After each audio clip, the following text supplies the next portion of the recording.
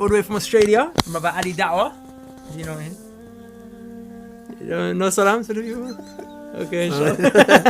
Was that my cue to give salam? Assalamu alaikum wa rahmatullah. Assalamu alaikum. Okay, so make sure you click the subscribe button if you haven't already. Okay, Brother Muhammad is here on a tour with the One Ummah charity. All the links are going to be below, inshallah.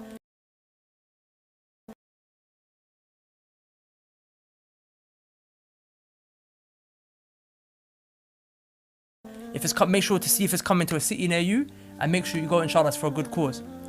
And today, brother, because mashallah you're involved in well, obviously we in the da'wah, we call that raw da'wah, mashallah. Organic. That organic da'wah. That No hormones. But yeah.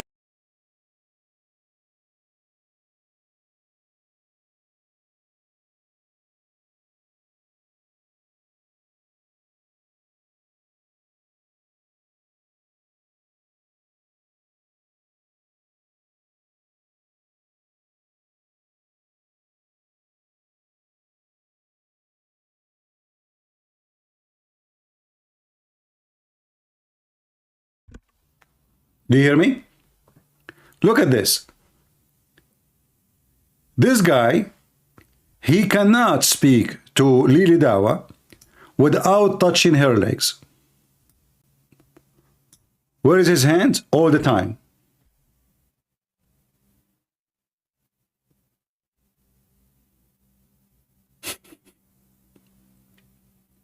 What is this exactly?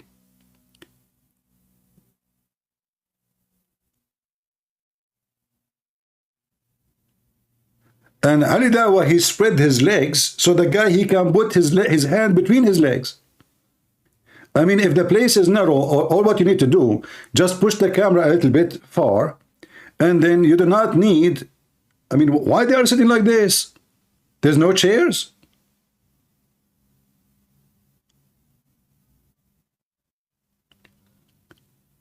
The whole video, he keep touching him. And Ali Dawah, he don't mind. Tell us more about your Dawah molestation.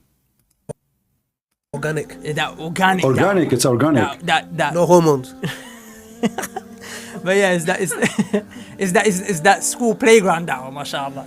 So we're gonna ask you some questions, He inshallah. cannot move his hand from his legs. We have a lot of young brothers and sisters that you know, alhamdulillah, that are going through just the basic troubles and trials and tribulations that the youth go through, inshallah ta'ala. So you don't have to feel shy or sugarcoat the matter with these ones. No, you cannot. We're not preaching to the converted.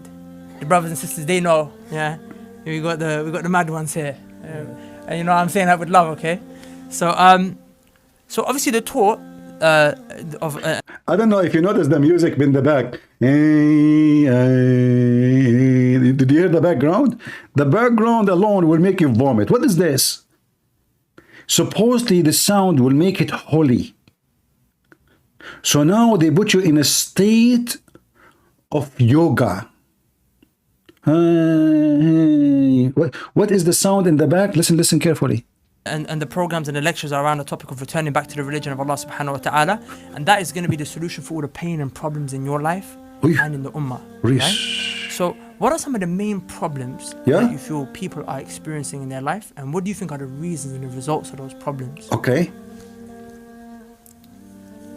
You start very gentle. Look, you know, they are laughing. They are just a bunch of kids, you know, making fun of people. Bismillah walhamdulillah wa salatu wa salam. Salli. Problems are many. Everyone's got problems in their lives. And problems are inevitable. You will always face issues in your life. It doesn't matter who you are and where you're from.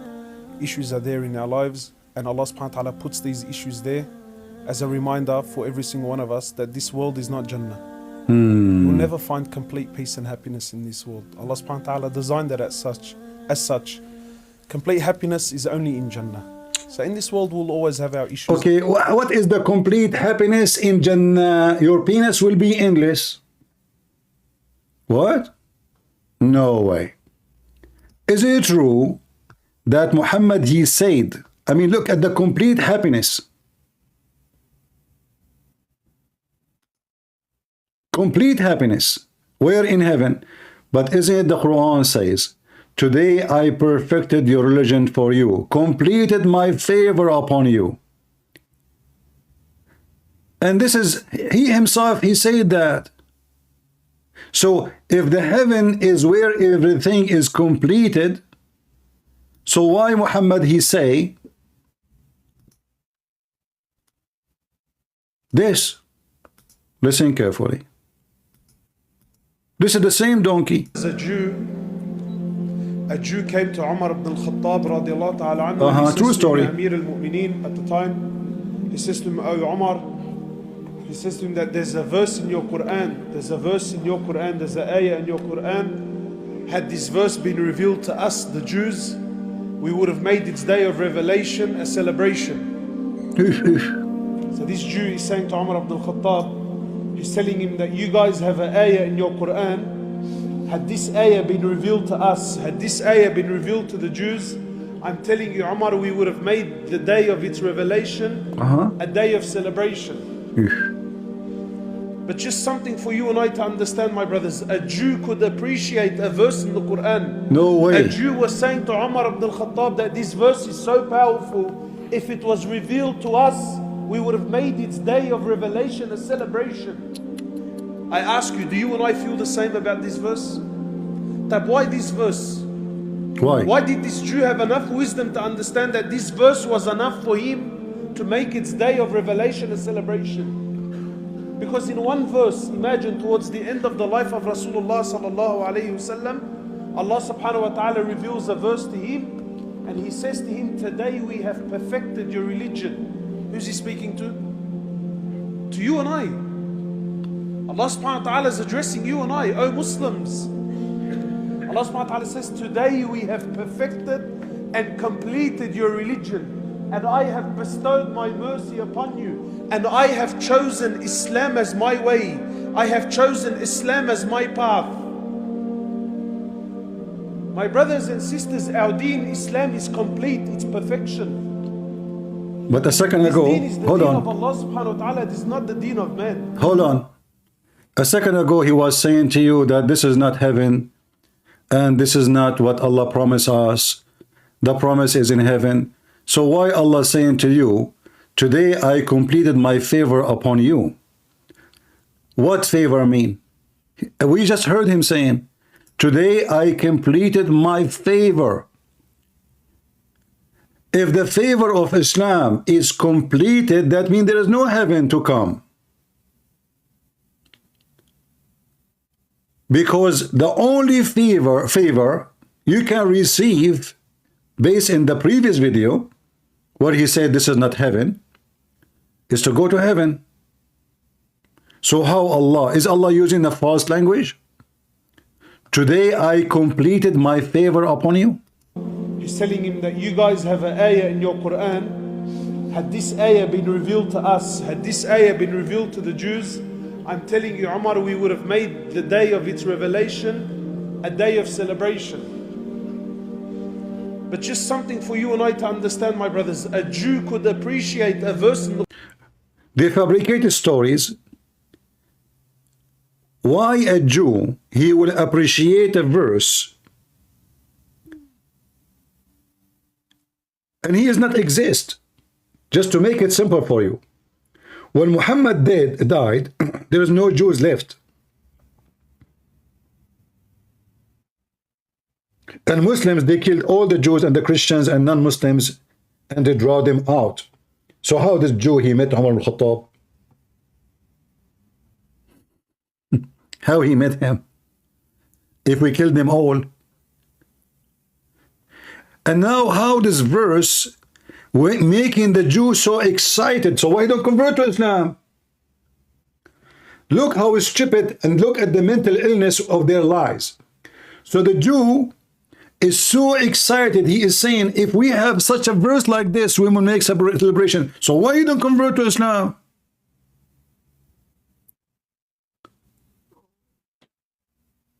Do you see how big the lie is? Who is holding him to convert to Islam, especially the one who controls the land is Muslims? The Jew who's saying, if we have a verse like this, and what the verse saying, didn't eat pork, okay, and today I perfected your religion for you. And there is something he said, by the way, proving the mental illness of Islam. What is that? He said, in the death of Muhammad, the last verse Muhammad received. Listen carefully. I'm not the one who's saying that. Listen carefully. My brother's a Jew. A Jew came to Umar ibn al-Khattab radiallahu ta'ala anhu, and he says to him, Ya Amir al-Mu'mineen, at the time, he says to him, Oh Umar, he says to him that there's a verse in your Quran, there's an ayah in your Quran. Had this verse been revealed to us, the Jews, we would have made its day of revelation a celebration. So this Jew is saying to Umar ibn al-Khattab, he's telling him that you guys have an ayah in your Quran. Had this ayah been revealed to us, had this ayah been revealed to the Jews, I'm telling you, Umar, we would have made the day of its revelation a day of celebration.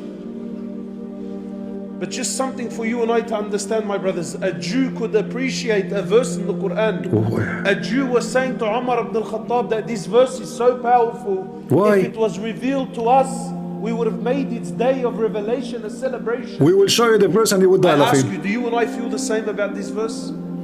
Tab, why this verse? Why this verse? Yeah. Why did this Jew have enough wisdom to understand that this verse was enough for him to make its day of revelation a celebration? Why? Tell us why. Because in one verse, imagine towards the end of the life of Rasulullah sallallahu alayhi wasallam, Allah subhanahu wa ta'ala reveals a verse to him, and He says to him, today we have perfected your religion. Who's He speaking to? To you and I. Listen carefully. Allah subhanahu. Did He say toward the end of His life? Did He say that? Okay. If we go to the Quran, we will find the verse in the beginning of the Quran.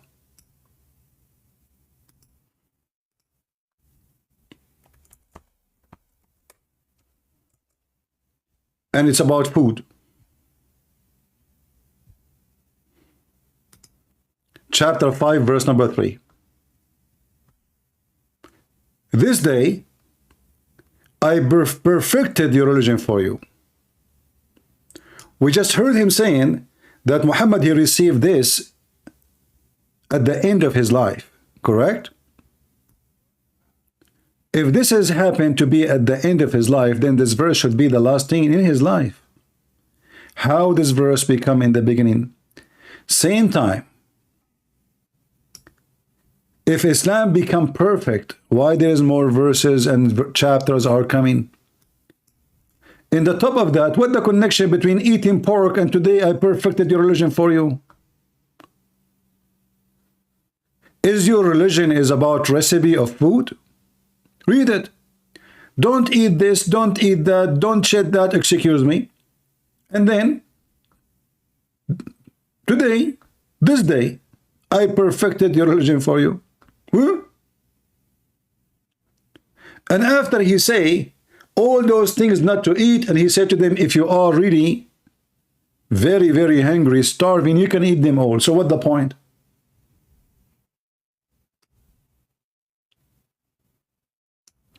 This day, I have perfected your religion for you, completed my favor upon you. But Muhammad, when he was dying in his deathbed,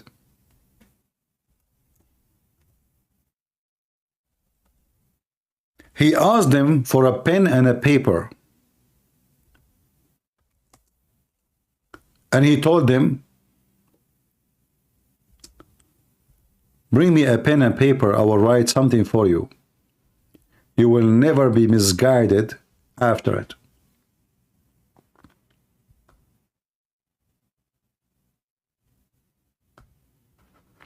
How this book is completed?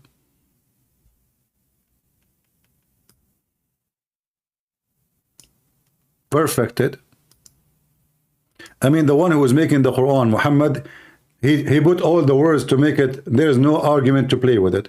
Perfected, completed, and this day. So it's about a day, it's about a timing. It become perfect, nothing is missing. It's completed, nothing more coming. Everything you need to shut the mouth of Abdul is there. And then Muhammad, he said this. He was dying from diarrhea. Give me the dish, I want to do poo-poo. And then he says, okay, give me a paper and a pen. I want to write for you something, which after that you will never be misguided. Huh? Hold on. I thought this day I completed my favor upon you, perfected your religion for you, chosen Islam for you, and now Muhammad is dying.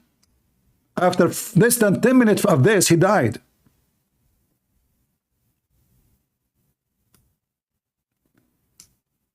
The companion of Muhammad, they refused to give him anything. Umar, he says, we have the Quran and that's it. And not only that, he says, قَدْ هَجَرَ الرَّسُولِ, which means Muhammad, he is crazy. He lost his mind. Imagine how Umar disrespect Muhammad. He just want to get rid of him so he will take over. It's their time now to take over. Finally, he's dying. In fact, many Muslims, Shia, they believe that the one behind his death is not the Jewish women. It is the Muslim Sunni. Umar and Abu Bakr, they told their daughters to put poison to Muhammad, and they killed him slowly.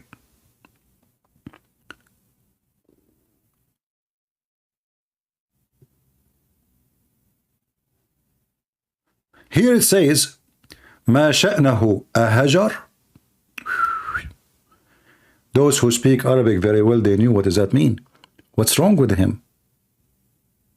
He lost his mind? Is he become crazy?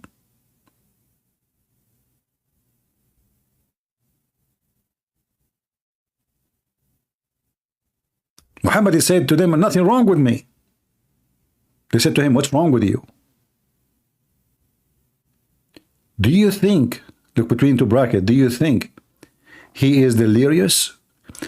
Let me see what the delirious mean in English. I'm not sure really. But it should mean, if they are being honest in the translation,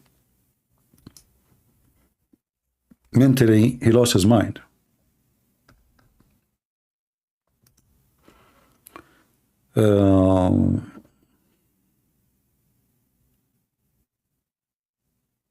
Delirious, incoherent, babbling, irrational. Yeah, actually it's more than insane, you know, let us say like he lost his mind. So they accuse him, they accuse their prophet that he lost his mind. But if Muhammad lost his mind, that means all the promises of Allah is false. Why Allah want to make Muhammad look like a fool in the last few minutes in his life? Any Muslim can tell us? He's a cuckoo? Oh, okay. You remind me when I was in Paltalk, you know, those Paltalk, they are the same as YouTube. They are liberals. And they want to find any excuse to block me from coming to their program. So they forbid me from using the word sex. So we agree with those who listen to me. When I want to say Muhammad have sex, I say cuckoo. Cuckoo. Muhammad, he want to have cuckoo. Imagine the second I say the word sex, the Paltalk, they have a porn chat rooms. Literally porn. You know what porn? Seriously. They have a chat for porn. Women and girls, they open their camera showing their penises and their vagina. But in my chat room, if I say the word sex, they kick me out of the program. Just say sex. It's not allowed. Yet they have a sanction in Paltalk for adult. It is in red. First time I said adult. Well, I am adult. I don't know what this is about. I said, okay, adult, I don't want to click at the other sections because maybe they are for kids. So I click at adult section. You enter the chat room. One guy holding his penis, the other guy is, you know, I mean, it's a messed up. Other person is licking the toes of someone else. And me, in my chat room, if I say the word sex, they kick me out. The same in YouTube. They keep harassing me. If you are a Muslim, you say, I want to behead you. You post a beheading video. They post videos for Hamas, shooting the Jews, killing the Jews. Nobody take them down. Christian Prince, he say anything? He said, this is against our policy. This is against our policy.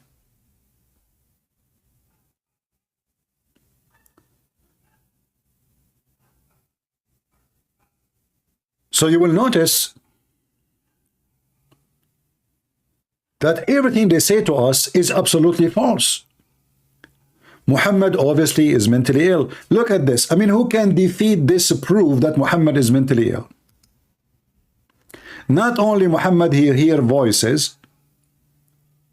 Muhammad, he received the most important chapter which the Muslim, they pray 5 times a day during the time he was doing shit.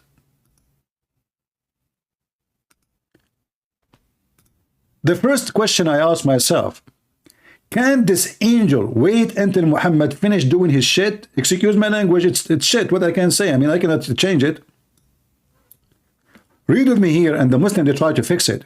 They say, whenever he, which means Muhammad, he went out, which means to do shit, used to hear someone calling him, oh, Muhammad. And whenever he hear this, he used to flee. Why he's what? This guy already he received tons of chapters of the Quran. So why when he hear the voice of the angel he run away?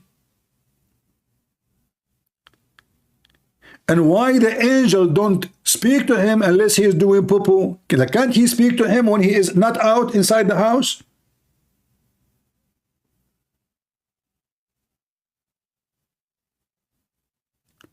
Whenever he went out, he used to hear someone calling him. Someone, what do you mean someone? What is that? And here Muhammad already, he is a prophet supposedly, he received chapters, he announced himself. What the heck? Is that the first time Muhammad he heard this? Maybe Jibreel, he changed his voice each time he speak to him, so this time did not recognize him. Like he was talking like this. Brother Fitar, I came to Prophet Muhammad and he was doing it boo-boo. And I said to him, Prophet Muhammad, he started running. And Brother Fitar, I will explain to you why Prophet Muhammad he started running. First of all, it was very dark. And Prophet Muhammad, he make poo-poo in his pants when it's dark. He's so scared of pants. So because it's dark, I spoke to him at dark because I don't want people to see me. So he go out to do a poo-poo. And I cannot go to him at night because already have women around him. So I said to myself, I'm going to take Prophet Muhammad when he is going out to do poo-poo. And then when he go out to do poo-poo, he run away from me. What the heck is that? The angel, he speak to Muhammad, and Muhammad, he hear a sound, and then he run away. And look, Waraq ibn Nawfal, which is, I believe, he is the real father of Muhammad. He slept with his mother. Advise the Prophet to remain in his place when the caller calls him. Hold on. Are you saying to me that your prophet is not wise enough? And he is so coward to the point he cannot stand in his place and say, who are you? Who's there? What Muhammad he do when he hear the sound? He flee.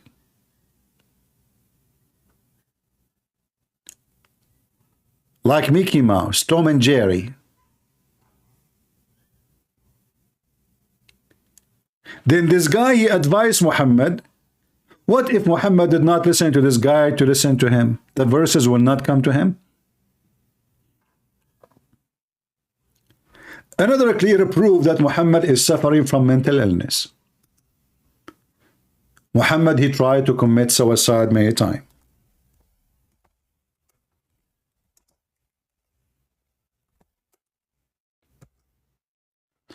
All of this is in their books.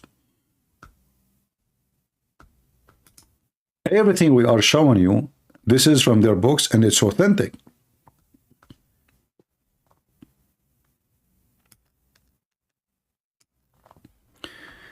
Read carefully and laugh with me. Waraqa ibn Nawfal, obviously, he is the one who made Quran. You will see here that Waraqa, he was translating the gospel into Arabic. Read carefully. In the pre-Islamic era, Waraqa, he became a Christian, which is false. Obviously, he is not a Christian. He is a heretic. And used to write the Arabic writing. Do you see the Arabic writing? The Arabic writing. And used to write of the gospel in Arabic. What that proved to us? That the Arabic, there's no Arabic Bible. There's no Arabic Bible. This guy, he speak, obviously, Syriac, mostly. So, he was writing in Arabic, copying it from the gospel. What does that mean? That means the gospel is exist. He have his hand on the gospel. But in reality, he is not writing the gospel. He is writing things from the gospel. He used to write of the gospel in Arabic. So what the book he's writing, it's in Arabic. That is the Quran. As much Allah wished him to write. He was an old man, has lost his eyesight. Khadija said to him, "Oh, my cousin, listen to the story of my nephew." And here the story is very funny about Muhammad being squeezed by an angel. And then this guy, he told him, "Oh, this is an angel for sure." But you will notice here that when Waraqa died, after a few days, Waraqa died, and the divine inspiration was also paused for a while. And the prophet becomes so sad, as we heard, that he intended several times to throw himself from the top of high mountains. Oh boy.